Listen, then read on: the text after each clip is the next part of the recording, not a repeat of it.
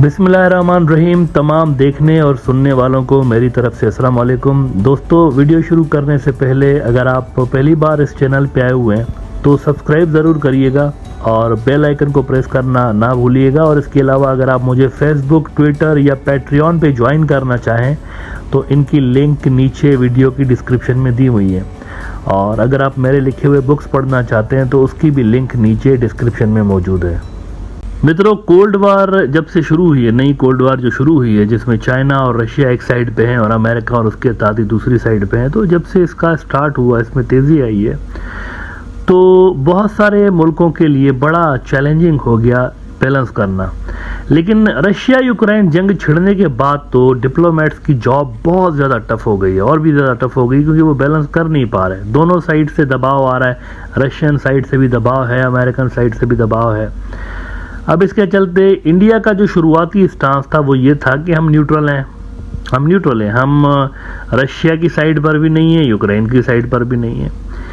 लेकिन बाद में जब अमेरिकन का इनके ऊपर दबाव पड़ा कि यार आप तो हमारे इंडो पैसिफिक स्ट्रेटजी के अंदर हैं, क्वाड के अंदर हैं, आप तो हमारे स्ट्रेटेजिक पार्टनर हैं, तो आप न्यूट्रल कैसे रह सकते हैं इतने बड़े मुद्दे के अंदर। तो हाल में जब मोदी साहब अमेरिका गए तो थोड़ा सा अलग तरीके का उनका स्टांस हमें नजर आया और वेस्टर्न मीडिया में बड़ा हाईलाइट करके दिखाया गया उनके इस स्टेटमेंट को कि वी आर नॉट न्यूट्रल। ये जो अल्फाज थे ना, अल्दो उन्होंने बाद में कहा कि हम पीस की साइड पे हैं, लेकिन शुरुआती जो लाइन है ना वो बड़ा मीनिंगफुल है कि वी आर नॉट न्यूट्रल। इस पे वेस्ट के अंदर फोकस रखा गया कि ये न्यूट्रल नहीं, ये हमारी साइड पे इस तरह की कुछ बात कर रहे हैं। बिजनेस टुडे ने रिपोर्ट किया था कि we are not neutral, we are on the side of peace, PM Modi on Russia Ukraine conflict. PM Modi said in the interview that India will do whatever it can and support all genuine efforts to bring an end to Russia-Ukraine conflict। अच्छा, ये जो stance है ना कि हम neutral हैं और piece की साइड पे हैं, ये अमेरिका जाने से पहले ही उन्होंने कहना शुरू कर दिया था इंडियन डिप्लोमेट्स ने। इसी के चलते फिर ज़ेलेंस्की इंडिया की तरफ भी देखने लगा कि आपके बड़े अच्छे टाइज हैं रशिया के साथ, तो आप पीस करवाने में कुछ हेल्प करें, कोई फार्मूला लेकर आ जाएं। अल जजीरा ने रिपोर्ट किया था इस पे कि यूक्रेन से Zelensky seeks India's help with peace formula. Phone call between Ukrainian president and Indian PM Narendra Modi comes as India is seeking to strengthen trade relations with Russia. तो ज़ेलेंस्की ने उनको कहा कि आप हमारी हेल्प करें। इंडिया ने तो नहीं की, चाइना ज़रूर कोशिश कर रहा है पीस लाने की। यहाँ पर उनके जो स्पेशल एनवाइज हैं वो दोनों साइड्स पे हैं, यूक्रेन की तरफ भी उनके विजिट्स हो रहे हैं और रशिया की साइड्स पे भी हो रहे हैं, और वो कोई पीस प्लान पे काम भी कर रहे हैं। अच्छा, ये बात माननी पड़ेगी कि जो सपोर्ट मिली है सबसे ज़्यादा रशिया को वो चाइना और इंडिया से मिली है। जब ये वॉर शुरू हुई तो रशिया के ऊपर बेपनाह सैंक्शंस लग गए, तकरीबन सारे ही सैंक्शंस लगा दिए अमेरिका ने, इनको आइसोलेट करने की कोशिश की, इनकी इकोनॉमी गिराने की कोशिश की। लेकिन दो मुल्कों ने बड़ी सपोर्ट की, इंडिया और चाइना ने बड़ी सपोर्ट की। सपोर्ट इस तरह से की कि परचेजिंग बढ़ा दी इन्होंने, बहुत ज़्यादा परचेजिंग बढ़ा दी, ऑयल की और दीगर चीज़ों, ख़ासतौर पर ऑयल की। अब इसके चलते हुआ ये कि रशिया को पहले से ज़्यादा डॉलर्स और रेवेन्यू हासिल होने लगा। बाद में अमेरिकन्स ने डॉलर की भी सैंक्शन लगा दी इनके ऊपर, तो रशियंस ने युआन और दीगर करेंसीज एक्सेप्ट करना शुरू की। तो कहने का मतलब ये है कि इनके पास पैसों का इनफ्लो बहुत ज़्यादा होने लगा जंग के दौरान भी, तो उनकी इकोनॉमी डिस्टर्ब नहीं हुई।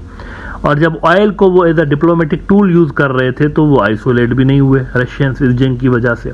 सैंक्शन सारे हैं उनके ऊपर, लेकिन ना उनकी मईशत गिरी, इकोनॉमी उनकी नहीं गिरी, और वो आइसोलेट भी नहीं हुए।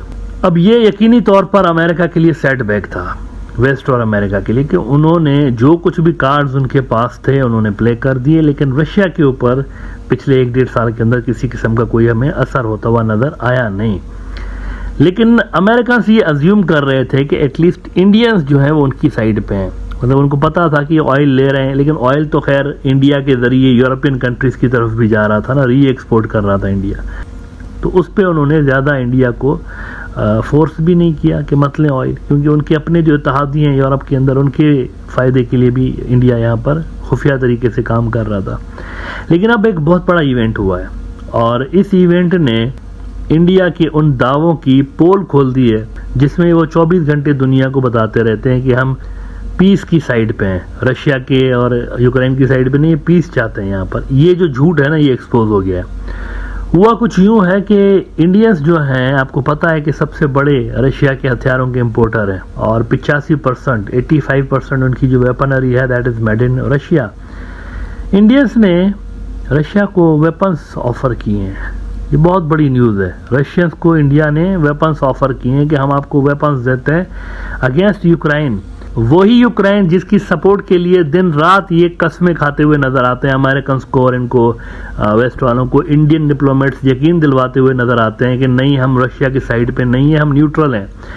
लेकिन ये बड़ी खबर आ रही है कि उन्होंने हथियार ऑफर किए हैं। ब्राह्मोस मिसाइल जो इंडिया का है, जो कि रशिया और इंडिया की ज्वाइंट प्रोडक्शन है, वो इंडिया ऑफर कर रहा है रशिया को कि आप हमसे खरीदें। कितनी बड़ी बात है देखें। अब ये अलग बात है कि रशियंस ने कोई इंटरेस्ट नहीं दिखाया, रशियंस ने कहा नहीं चाहिए, लेकिन इंडिया ने तो ऑफर कर दी ना, इंडिया ने तो ऑफर की ना उनको। अब ये इटसेल्फ एक बड़ा इवेंट हुआ। यूरेशियन टाइम्स में खबर लगी है इस हवाले से कि BrahMos for Russia, why co-developer Russia is not keen on acquiring India's most lethal missile। Indian defence experts ये दावा करते रहते हैं कि ये दुनिया का वाहिद मिसाइल है जो कि एयर, लैंड एंड सी से फायर किया जा सकता है। ये वाहिद मिसाइल है, इकलौता मिसाइल है दुनिया के अंदर जो कि हर जगह से फायर किया जा सकता है। ये इंडियन एक्सपर्ट्स बोल रहे होते हैं। और पाकिस्तानी एक्सपर्ट्स जो है ना, वो एक अजब सा क्लेम करते हैं इसके बारे में, जो कि दुनिया के अंदर दूसरे जो डिफेंस एक्सपर्ट्स हैं वो इस तरह के क्लेम्स नहीं करते, पाकिस्तानी कर रहे होते हैं। पाकिस्तानी कहते हैं ये जो ब्राह्मोस है ना, ये असल में न्यूक्लियर मिसाइल है। ये मतलब कन्वेंशनल वॉरफेयर के अंदर तो यूज होता ही होता है, न्यूक्लियर भी है इसके अंदर, वो कैपेबिलिटीज भी हैं इस मिसाइल के अंदर। अब पाकिस्तानियों से ज़्यादा इंडियन डिफेंस सिस्टम को कोई नहीं समझ रहा होता, क्योंकि वो अगर किसी मुल्क को देखते हैं ना तो सिर्फ इंडिया को ही देख रहे होते हैं। पूरा का पूरा डिफेंस यूँ समझिए इंडिया का, पाकिस्तानी जो एक्सपर्ट्स हैं उनकी उंगलियों के ऊपर है। वो बड़ा केयरफुली मॉनिटर कर रहे होते हैं कि इंडिया क्या चीज़ परचेज कर रहा है या इंडिया ने कौन सा नया काम किया है डिफेंस के अंदर, ताकि वो उसको काउंटर करे।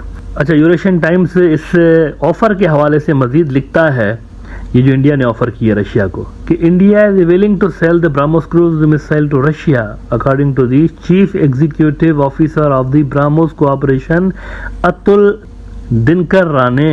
The missile developed as a joint venture between India and Russia is slated to be pitched to Moscow when the situation in Europe stabilizes। एक ऑफर अभी से ही उन्होंने किया, बाद में देंगे, बाद में कुछ भी नहीं होता, डील हो गई तो वो डिलीवरी शुरू हो जाएगी।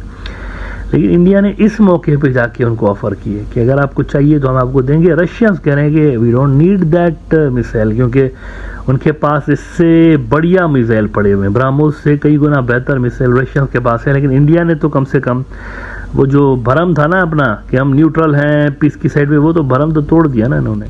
और अमेरिका के अंदर और वेस्ट के अंदर वो डिफेंस एनालिस्ट जो कि अपने पॉलिसी मेकर्स के सामने ये नैरेटिव फैलाते रहते हैं कि इंडिया को बड़ा रोल दें, इंडिया को मज़ीद पावरफुल बनाएं चाइना के ख़िलाफ़, उनकी थ्योरी ज़बरदस्त हो चुकी है मेरे ख्याल से। अगर वो इस क्रूशल मोमेंट पे, उनकी रेड लाइन है, मतलब देखें कौन से मुल्क ईरान के ऊपर इल्ज़ामात लगा रहे होते हैं, नॉर्थ कोरिया के ऊपर इल्ज़ामात लगा रहे होते हैं कि ये वेपन्स दे रहे हैं रशियंस को, तो इंडिया को भी उसी खाते में डाल दें आप। ब्राह्मोस के ऑफिशियल बता रहे हैं, ये कोई सूत्रों के अनुसार कोई सोर्सेज के हवाले से गुमनाम खबर नहीं है, ऑफिशियल जो वहाँ के इस प्रोग्राम के ऊपर काम कर रहे हैं उनके हवाले से मीडिया रिपोर्ट्स आ रही हैं कि उन्होंने ऑफर की हुई है कि हम आपको देने को तैयार हैं ब्राह्मोस मिसाइल्स अगर आपको चाहिए रशियंस को। तो I think this is a significant development और यकीनी तौर पर इसको अमेरिका के अंदर पसंद नहीं किया गया होगा।